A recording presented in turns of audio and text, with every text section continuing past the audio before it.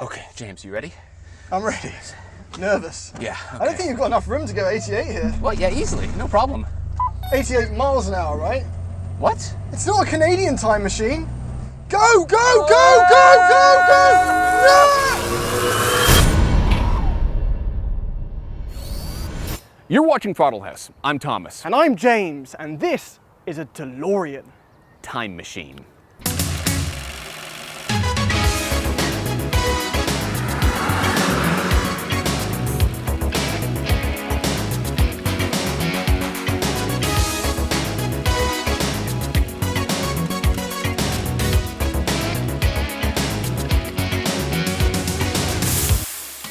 How can you not love a DeLorean?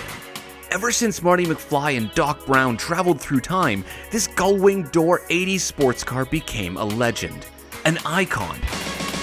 And today, not only do we have a DeLorean to drive, we have a full Back to the Future time machine. The owner of this car spent years and years creating a shockingly detailed time machine. So realistic and faithful, you can't help but feel like a kid standing next to it. So we're going to explore not only what the DeLorean is, but also the detail that went into this time machine build, and we're going to tell you what it's like to drive. So say hello to the first installment of the Throttle House movie car series. And this is thanks to OblivionCarshow.ca here in Canada, which plays host to a bunch of other classic retro rides celebrating the 80s and 90s eras, and HollywoodOnWheels.com for other movie cars.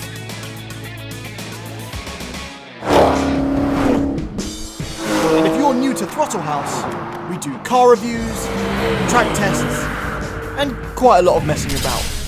So subscribe and hit the bell. Okay, this is a dream. It is. It feels like we're on a movie set. Yeah, we're like doing like backlot tours, Universal Studios, right? So obviously there's a lot of time machine things going on. Yeah. But before we talk about that, it is a DeLorean. Which in itself Is the most 80s thing of all time. it's also super low. It is, it's very low Lower down, than I yeah. thought it would be. And it's made out of stainless steel. That's right. And the manual says that in order to clean this stainless steel, you just use a Scotch-Brite pad and gasoline. Yeah, and you go the direction of the brush strokes, right? Yeah, it's pretty metal. But sorry, but they did make 3 of them with gold plating. Yeah, that's really cool. And the design was by Giugiaro. Oh, Giugiaro. Giugiaro, who did some of the prettiest Italian cars in history. Also, the tires are cool because you can't get these Goodyear Eagle GTs anymore, so the owner had to kind of like make them look like the period correct tires. And the wheels are offset, right? It's wider and taller in the rear. Which is weird, because you'd have thought, you know, given that it's hip to be square, it would be a square setup. Is that a Huey Lewis in the News joke? Yeah, I'm sorry. Okay. All right, let's look at the back end. Okay, this is where stuff gets interesting. Can we just pretend for a second that we live in a universe where this is real? Because it makes you happy? Yes, because it makes me happy. Yeah, sure. Okay, these are steam vents. Right. All right, and they're there because that is a nuclear reactor, which generates 21 gigawatts.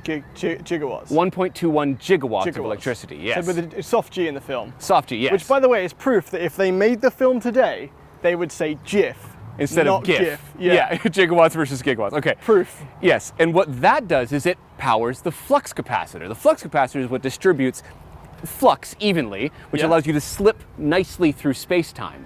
Okay. Right. I thought it was the car that was that. No, James, it's the stainless steel, helps with the dispersal of flux. Please keep up. Anyway, the point is that all of this together is amazing in the fictional world. Right. But in the real world, it's even more interesting because the lengths the owner had to go to put all of this together is mind-blowing. It's not just money. It's like passion and time and finding things. These things are hard to find. Everything is hard to find. Right? Like, so this, everybody knows that this bit here is the hubcap from a Dodge Polara. Right. Right, Fancy. but it gets more interesting than that. Exactly. Because this is the turbine nozzle from a Rolls-Royce Gnome jet engine. How cool right? is that? Which That's is hot, really, actually. really hard to find. It's probably very hot, Yeah. yes.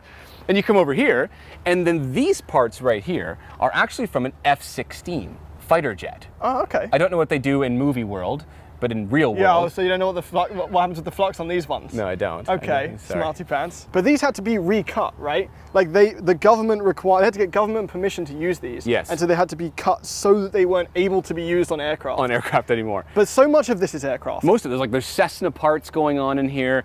All of this, up close, none of it's lost. There's nothing on here when I'm this close that looks anything less than a time machine to me.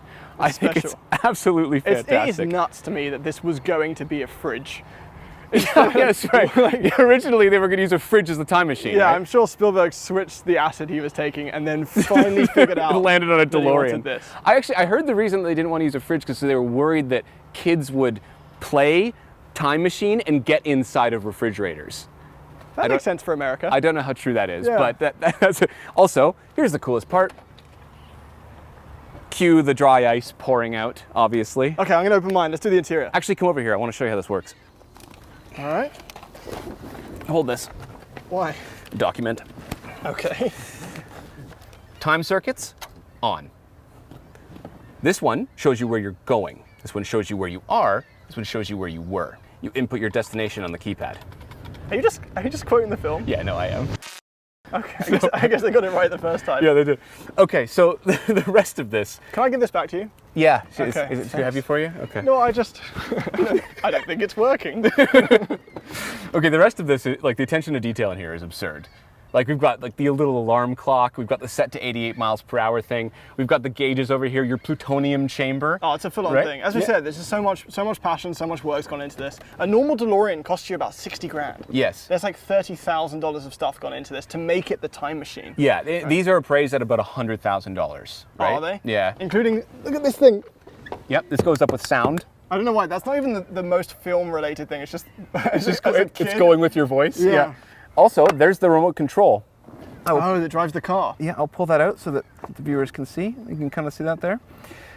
You can use that to send your dog forward in time, 1 minute. Just your dog. Just your dog, yeah. Einstein. This is the flux capacitor. The thing that makes time travel possible. You've been listening. Very good. I have been, yeah. Okay, so I get scolded when I don't. other unique things about this car that are worth pointing out is that the speedometer. You okay? Yeah, just Okay. The speedometer only goes, hilariously, to 85 miles per hour. Right, they changed that for the film. They had to change that for the film, and they made it go to 95 so that you could hit 88. I wonder why they picked 88. I wonder if anyone knows. Tell us why they picked 88. Otherwise, the rest of this is all 80s DeLorean, right? With leather everywhere. The seats are incredibly comfortable, I find. The handbrake's over here. The handbrake is over here, yeah. I don't think we gave the doors enough credit. No, obviously, this is the most iconic part of this car. Should we drive this now? Sure. Okay. Okay, this is it. The DeLorean time machine. Oh my God. Okay, in a DeLorean, driving it. And this gauge, I know we made fun of it in the intro, this gauge is actually in kilometers an hour. There's a lot of noises in here. I'm gonna have to put that down. I don't know whether they're because of all the movie props in here, including a sports almanac on the dashboard, or whether it's just because it's a car from the 80s. Let's just say it's an enveloping experience. Also, it's very hot in here. This is one of the first hot days of the year in Ontario, and it's got to be at least 45 Celsius in here. This is all we have, and the air conditioning, as far as I could tell, is like someone blowing over an ice cube at you from 10 feet away. Put your foot down. Not much happens. It's not bad. It's not quick. In fact, its 0 to 60 time is over 10 seconds. And more importantly, its 0 to 88 time is about 20 seconds. Which is interesting because a lot of effort went into the choosing of the engine of this car. This car went through a journey in its production. It was originally going to be a mid-engined rotary car. And I know it looks mid-engined, but it actually ended up being rear-engined. And then they did away with the rotary, and then they were going to do a Ford engine. And then they got rid of that. And it ended up being a Citroen engine. And they got rid of that too. And then we ended up with the fuel-injected V6 Peugeot Renault Volvo engine that we have today. All of that hassle for just 130 horsepower. And that was just the engine decision-making tree. everything was a mess. It was originally designed by a Pontiac engineer, but then it got turned over to one of the founders of Lotus, and he practically had to re-engineer the entire thing, which is why it looks a lot like a Lotus Esprit. In fact, it uses an underbody inspired by the Lotus Esprit platform, which was already a cool looking car, but then this one got turned into a time machine. It makes you wonder how much willpower John DeLorean had to make this thing happen. And it also makes you wonder what lengths he was willing to go to. Drug trafficking. So this is where things start to go off the rails, get a bit messy. Near the end of the DeLorean Motor Company's history, John DeLorean was so desperate to keep the company going that he actually offered to finance a very large drug trafficking deal, which involved a very sizable amount of cocaine. Turns out, though, it was a sting operation and he was selling to the FBI. He was later acquitted of all the charges because the judge decided that it was entrapment. But still, his plan failed, and the company went under. They actually only made about 9,000 of these over the course of the company's history. And the craziest part about all of this is that this entire story happened before the first Back to the Future movie even came out. That's heavy. Not sure weight's got much to do with it, Thomas. But yeah, it wasn't all sunshine and roses back then, and yes, the past can hurt. But you can either run from it, or learn from it, or skip it entirely because you have one of these.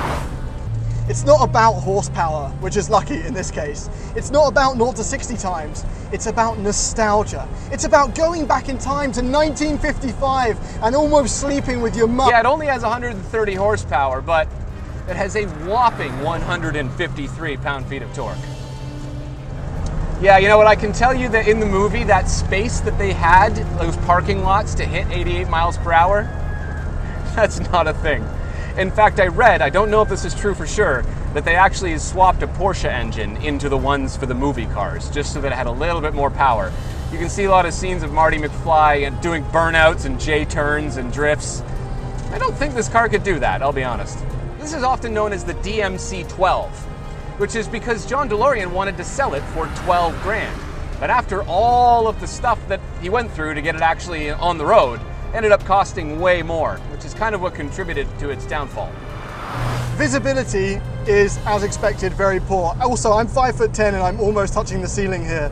But I have no rear view visibility because when I look in my rear view mirror, all I see is a flux capacitor, which, as cool as that is, doesn't help me back up. Fortunately, this car is better at going back in time than backwards in a parking lot. The steering wheel is wonderfully simple, as is the gauge cluster, but I've got a digital readout here, which is the most fun thing, obviously. Yes, because even though it has double wishbones up front and independent rear suspension, which is pretty advanced stuff, it doesn't really go around corners that well.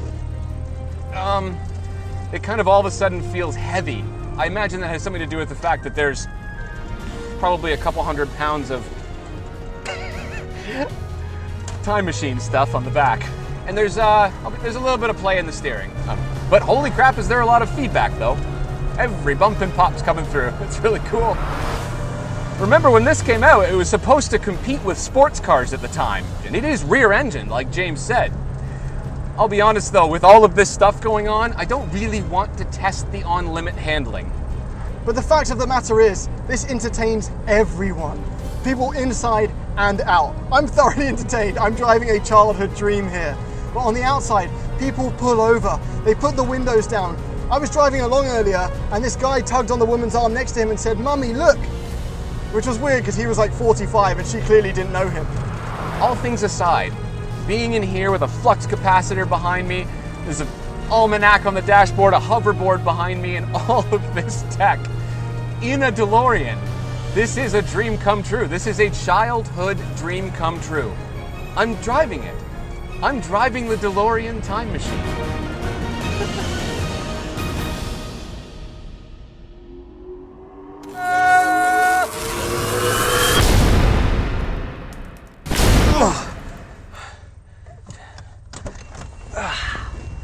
Did it work? I don't know. Oh, it did! Look, there's a policeman on a horse wearing a red coat. Oh no, that's just Canada. That's normal. Oh.